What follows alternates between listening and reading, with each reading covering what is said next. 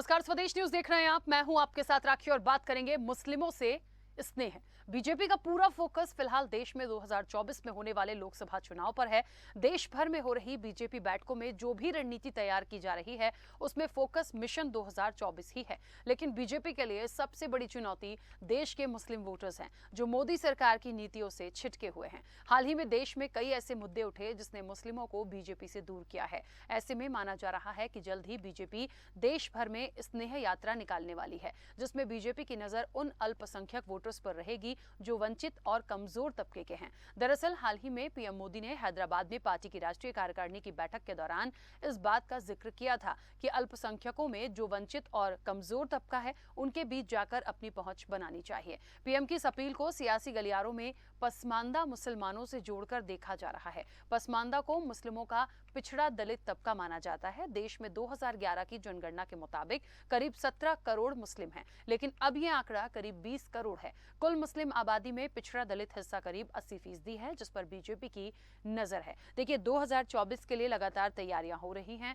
और करना भी चाहिए, लेकिन अब ये जो स्नेह यात्रा है ये कितनी सफल होगी और वाकई में कुछ ऐसे मुद्दे आए हैं जिनसे ये कहना बिल्कुल गलत नहीं होगा कि जो मुस्लिम वर्ग है वो थोड़ा सा कहीं ना कहीं थोड़ा सा डिस्टर्ब तो हुआ है। अब ऐसे में बिल्कुल हिंदूवादी सोच रखने वाली भारतीय जनता पार्टी को इनका साथ मिलेगा या नहीं, या स्नेह यात्रा से क्या ये इनको अपने करीब ला पाएंगे? बहुत सारे सवाल हैं, इनका जवाब लेंगे। मेहमान जुड़े हैं, सबसे पहले आपका परिचय करा दूं।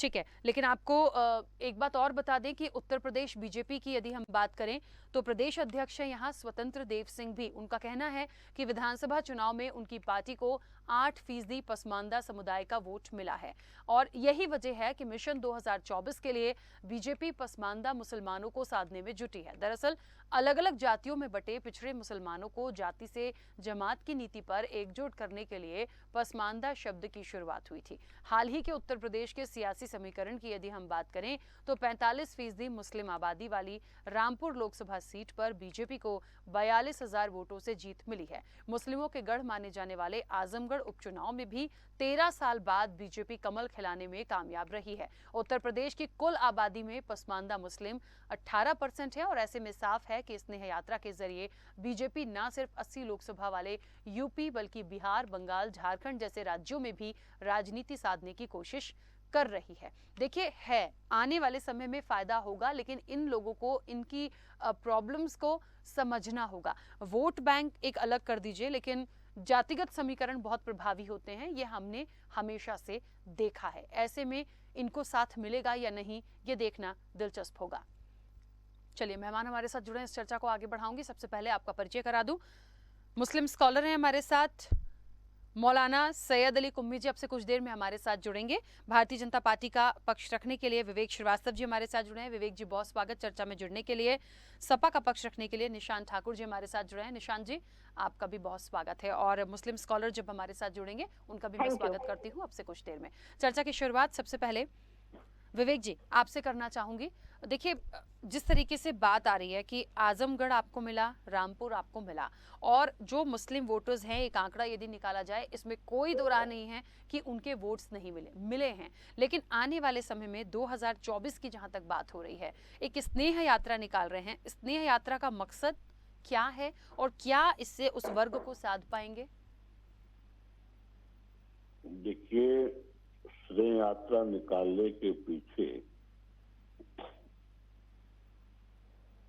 उद्देश्य ये है कि जो तबका भारतीय जनता पार्टी से दूरी बना के रखता है, जिस तक अभी तक की सरकारों की विकास की योजनाएं नहीं पहुंची, और भारतीय जनता पार्टी ने उन लोगों को भी विकास की रोशनी दिखाई है। प्रधानमंत्री आवास योजना में गरीबों को आवास दिए गए तो उसमें कोई धर्म जाति देख करके नहीं दिए गए। उज्ज्वला योजना का लाभ कोई धर्म जाति देख करके नहीं दिया गया। अगर बिजली पहुंचाई गई तो किसी की धर्म जाति देख करके बिजली नहीं पहुंचाएगी। तो ऐसे में जो तबका भारतीय जनता पार्टी की तरफ बढ़ रहा है, जिन्होंने भाजपा को वोट दिए हैं, ऐसा आंकड़ों से जाहिर होता है, उनके बीच भारतीय जनता पार्टी के लोग जाए। हम उस हर व्यक्ति को राष्ट्र की मुख्य धारा में जोड़ना चाहते हैं, जो इस राष्ट्र को अपना मानता है, जिसमें राष्ट्रवाद की भावना है और सबको लेकर के इस देश को विकास के पथ पर ले चलना चाहते हैं। हमारा किसी से कोई भेदभाव नहीं है। ऐसे में स्नेह यात्राएं निकालने का निर्णय किया गया है। केंद्र सरकार के काम, प्रदेश सरकार के काम जाकर के लोगों के बीच बताने का, उनको भाजपा से जोड़ने का और उसका लाभ आगामी 2024 के लोकसभा चुनाव में पार्टी को मिले, इसका प्रयास हम सब करेंगे। ठीक है, चलिए विवेक जी वापस आती हूँ। निशांत जी, मेरी आवाज पहुंच रही है आप तक? पहुंच रही, आप बताएं। निशांत जी, 2024 के लिए क्या तैयारी, स्नेह यात्रा को लेके क्या कहेंगे? और वाकई में बहुत सारे ऐसे मुद्दे इस बीच हमने देखे हैं जिससे कहीं ना कहीं लग रहा है कि थोड़ा सा ये जो वर्ग है वो डिस्टर्ब हुआ है। देखिए, सारे लोग एक जैसी सोच के नहीं हो सकते, पर थोड़ा सा शायद इलेक्शन के समय इसका प्रभाव पड़े। कैसे लेती है समाजवादी पार्टी? ये विषय चिंतन का इसलिए बन जाता है कि चुनाव के दौरान ही विशेष समुदाय जैसे कुछ साधने के लिए वर्तमान सत्ताधारी पार्टी काम करती है, ये किसी से नहीं छुपा है। ये उत्तर प्रदेश की जनता सहित विशेष समुदाय भी जानता है कि जैसे जैसे चुनाव आएगा तो सभी विशेष समुदाय को साधने का काम भारतीय जनता पार्टी करेगी। अगर गिनवाने पे आ जाए तो बरसात के मौसम में जगह जगह पर सड़कों के खड्डे धंस गए हैं, आप देख लीजिए। इतने अल्प पार्लियामेंट्री की शब्दों का इस्तेमाल, जहाँ पर विरोध के विरोध का संदेश जनता आदेश करती है तो वो अपनी बात रखने के लिए करती है। आप देख लीजिए कितने सारे शब्दों को अनपार्लियामेंट्री किया गया। उत्तर प्रदेश में बिजली की बात कर लीजिए, कानून किस तरीके से काम करता है, आप कानून की बात कर लीजिए। अभी एक नया मोड़ खुला है आपके अपने शहर उत्तर प्रदेश लखनऊ में, वहां पर देख लीजिए एक सांप्रदायिकता भड़काने के लिए।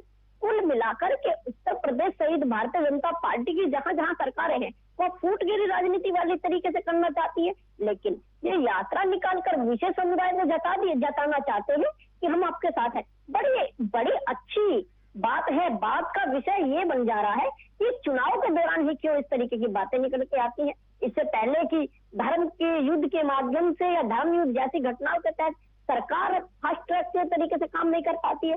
इसका विशेष कारण आप सब जानते हैं, सभी चैनल से उत्तर प्रदेश की सरकारें जानती है। लेकिन विषय रैली जैसा है तो ये चुनाव के दौरान ही क्यों निकल के आता है? क्यों? क्योंकि जुमला वाली बातें हैं, क्योंकि एक साधेंगे और कहेंगे कि एकता की अखंड ज्योति जलाई जा रही है। ये एकता की अखंड ज्योति नहीं, ये भ्रमित करने वाली बातें हैं कि आप इनको भ्रमित कीजिए और भ्रमित करके भारतीय जनता पार्टी दिखाना चाहती है कि सब कुछ हमारे हाथ में है, लेकिन ऐसा नहीं है। जिस तरीके से 2022 के चुनावों में उत्तर प्रदेश की जनता ने भारतीय जनता पार्टी के कुरीतियों वाले रथ को रोकने के लिए समाजवादी पार्टी को वोट किया था, आप देखिएगा 2024 के लोकसभा चुनाव में भी समाजवादी पार्टी ही भारतीय जनता पार्टी के कुरीतियों वाले रथ को रोकने में कामयाब होगी, ऐसा जनता का कहना है। ऐसी समाजवादी पार्टी के लोगों का। लेकिन यदि ऐसा होता तो आजमगढ़ और रामपुर भी शायद बचती, वो भी तो चली गई। अगर विषय सत्ताधारी पार्टी का अपना लीजिए, अगर टेक्निकली तौर पे आप पर्सनली देखेंगे तो ये चाहे एमएलसी चुनाव की बात कर लीजिए, चाहे समाजवादी पार्टी की, बसपा की, बहुजन पार्टी की या कांग्रेस की, ये उपचुनाव होना और एमएलसी और निकाय चुनाव का होना सत्ताधारी पार्टी के ऊपर निर्भर करता है। कोशिश ये रहती है कि जिस पार्टी, जैसा कि मैं आपके चैनल से एक दो बार पहले भी कह चुका हूँ, आपकी डिबेट में भी कह चुका हूँ कि एमएलसी चुनाव के दौरान आप लोगों ने देखा था, यही सवाल उठा था कि भारतीय जनता पार्टी के पक्ष में ये कैसे सीटें जा रही हैं। तो जो सत्ताधारी सरकारें होती हैं, मैं बात सिर्फ समाजवादी पार्टी या भारतीय जनता पार्टी की नहीं कर रहा हूँ, उस टाइम भी अगर समाजवादी पार्टी थी तो समाजवादी पार्टी के पक्ष में ही सरकार उपचुनाव और एमएलसी और निकाय चुनाव गए हैं, वही इसमें निश्चित थी। ये तो कोई सोचने वाले विषय की बात नहीं थी कि भारतीय जनता पार्टी के पक्ष में ये सीटें जानी थी। हाँ, लेकिन चिंतन ये है कि किस तरीके से वोट हुई, किस तरीके के चुनाव आयोग का दुरुपयोग हुआ, ये किसी से छुपाया नहीं गया है। लेकिन आप देखिएगा 2024 के लोकसभा चुनाव में दोबारा से अगर कुरीतियों का रथ रोकने में कोई पार्टी अग्रिम कदम बढ़ाएगी तो वो समाजवादी पार्टी की विचारधारा हो। ठीक है विवेक जी, एक सवाल है, ये समझ लीजिए कि ये सवाल एक आम दर्शक होने के नाते हो सकता है। बात ऐसी है कि अभी हमने बहुत सारे ऐसे मुद्दे देखे हैं अपने देश में जो मुस्लिमों को लेकर आए। आप समझ रहे होंगे मैं बहुत सारे मुद्दे हैं जिनको लेकर पक्ष विपक्ष तो नहीं, सीधे सीधे हिंदू मुस्लिम हुआ है, जिस पर कुछ लोगों ने बहुत अच्छी प्रतिक्रियाएं नहीं दी हैं। कुछ लोग उसमें लड़ाई झगड़े पर भी उतारू हो गए, कहीं पे हमने दंगे भी देख लिए, कहीं लोगों की जान भी चली गई, कुछ मामलों में कोर्ट में अभी मामला चल रहा है। इन सब चीज़ों को देखते हुए सीधा सीधा मामला है कि देश में ये हिंदू मुस्लिम पर आकर अटका। ऐसे में 2024, ये बात आप कह रहे हैं कि सबका साथ सबके विकास की बात आप करते हैं, ठीक है, लेकिन एक विशेष वर्ग के लिए या उनमें से कुछ लोग ऐसे होंगे, जैसा कि मैंने पहले कहा, सबकी सोच एक जैसी नहीं होती। क्या नहीं लगता कि कुछ चीज़ें शायद उन लोगों को हर्ट करी होंगी, उस वर्ग को हर्ट करी होंगी, और उन्होंने ऐसा प्लान किया हो कि हम इनका साथ क्यों दें? क्योंकि भारतीय जनता पार्टी को ना कट्टर हिंदूवादी पार्टी माना जाता है, ये आप भी बहुत अच्छे से समझ रहे हो। और इस वक्त पे जो चीजें हुई हैं, सरकार आपकी है, तो हो सकता है कुछ एक नेगेटिव वाइब्स या माइनस मार्किंग मान लीजिए। एक आम दर्शक जो होता है ना, उसके नजरिए से मेरा ये सवाल। देखिए राखी जी, अगर कोई भारतीय जनता पार्टी से आहत है तो उससे ज्यादा आहत वर्ग विशेष के क्रियाकलापों से बहुसंख्यक वर्ग भी है। ये बात कहना कि कोई भारतीय जनता पार्टी के नेताओं से आहत है, ये उचित नहीं है। रही बात चुनाव की, राजनीति की, लोकतंत्र की, तो हम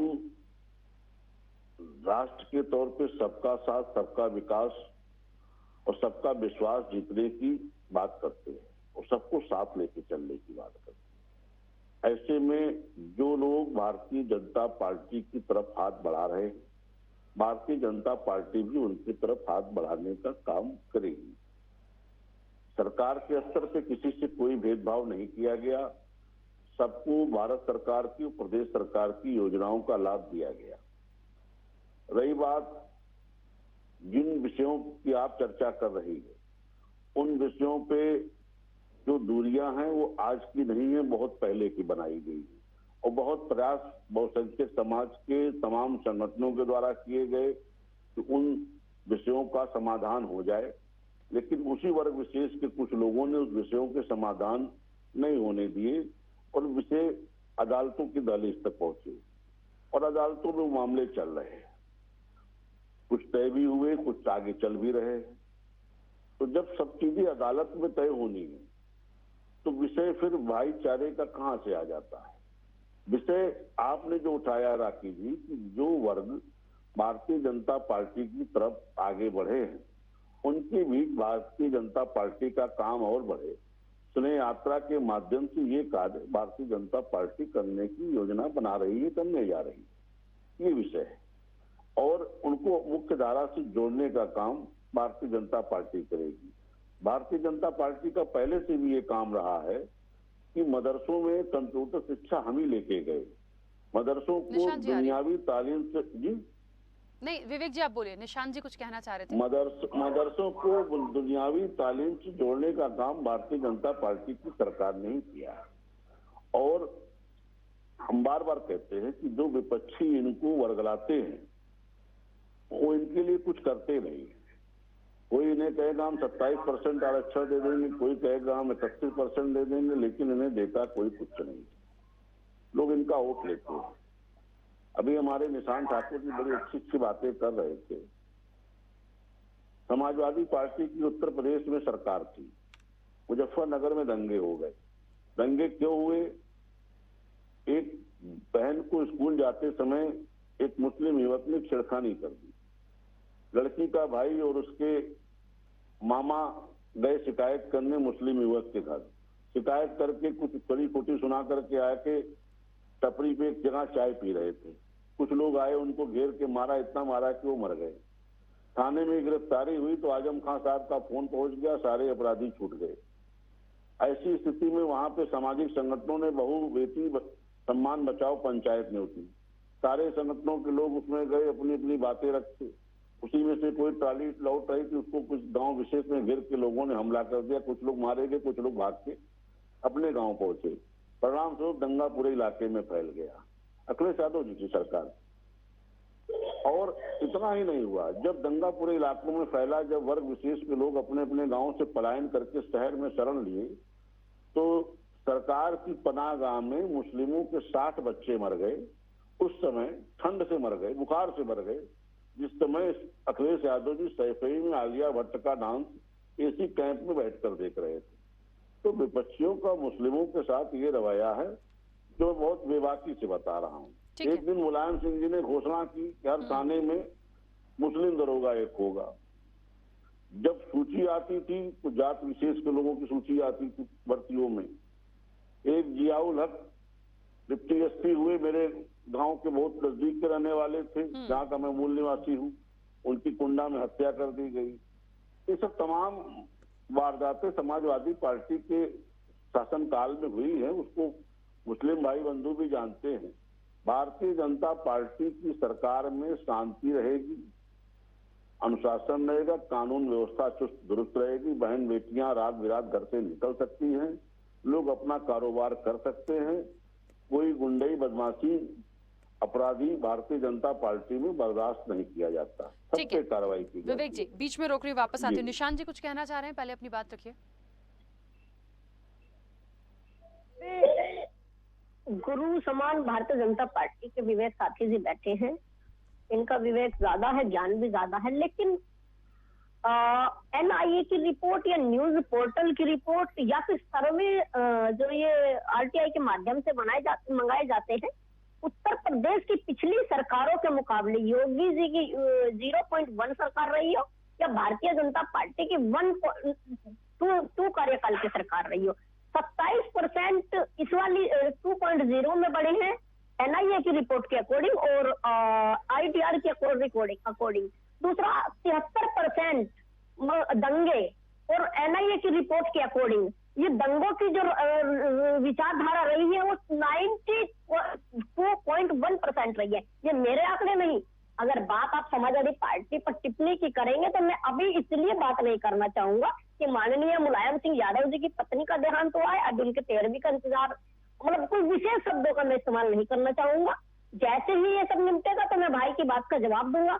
लेकिन आप देखिएगा किस तरीके से सांप्रदायिक साहित्य की तरफ देश जा रहा है हमारा, किस तरीके, अगर बात सिर्फ उत्तर प्रदेश की करेंगे तो बरसात जैसे मौसम में सड़कें धंस गई हैं, लेकिन धर्म युद्ध जैसे रास्ते पर, ये बात विवेक श्रीवास्तव जी अपने दिल से नहीं नकार सकते, इनका दिल जानता है। विशेष समुदाय की आप बात कर रहे हैं तो मैं विशेष समुदाय के बारे में ही बताऊं तो क्यों इस तरीके की व्यवस्था, कानून व्यवस्था चरमा रही है कि दंगों की तरफ भारतीय जनता पार्टी की सरकार में ट्रू वाली क्राइम रोकने वाली सरकार में क्यों कानून व्यवस्था बेकार हो रही है, आप इसका एक बार मुझे बता दें। लेकिन अगर दंगों की, मुजफ्फरनगर जैसे दंगों की आप बात करते हैं तो ठीक है, मैं इस बात को बिल्कुल एक वर्तमान सरकार के ऊपर बात कहना चाहता हूं कि पिछली बातों को नकारते हुए इस तरीके की सिचुएशन वर्तमान की सरकार में जो जनता ने स्वीकार किया है, आप लोगों को सरकार में लाया है, इस तरीके के दंगे जैसी अप्रिय घटना क्यों उत्तर प्रदेश में हो रही है, इसकी जिम्मेवारी सिर्फ और सिर्फ सरकार की बनती है। चलिए निशान जी, मुझे तो एक बात जल्दी से आप ये बता दीजिए कि इसकी जो स्ट्रेटेजी है भारतीय जनता पार्टी की, इसका तोड़ क्या निकालेंगे 2024 के लिए? देखिए, जैसे कि उत्तर प्रदेश से होकर के देश की प्रथम कुर्सी तक रास्ता जाता है, चाहे वो भारतीय जनता पार्टी के कैंडिडेट की बात हो या समाजवादी पार्टी के कैंडिडेट की बात हो। 2024 के चुनावों में समाजवादी पार्टी अपने दमखम और अपनी विचारधाराओं के आधार पर लड़ेगी और आप देखिएगा अधिक से अधिक सीटें जोड़ दे करके उत्तर प्रदेश से समाजवादी विचारधारा का रास्ता निकलते हुए लोकसभा के चुनाव में आगे बढ़ेगा। पूर्व नीतियों वाले रथ को रोकने में कामयाबी की ओर कदम बढ़ाए जाएंगे। ठीक है, विवेक जी कुछ कहना चाह रहे थे, अपनी बात रखिए। जी देखिए राखी जी, हमारे निशान जी जिस तरह से समाजवादी पार्टी की पैरवी कर रहे हैं, पहले तो अपने नेता को एसी कमरे से बाहर निकालने की सीख दें।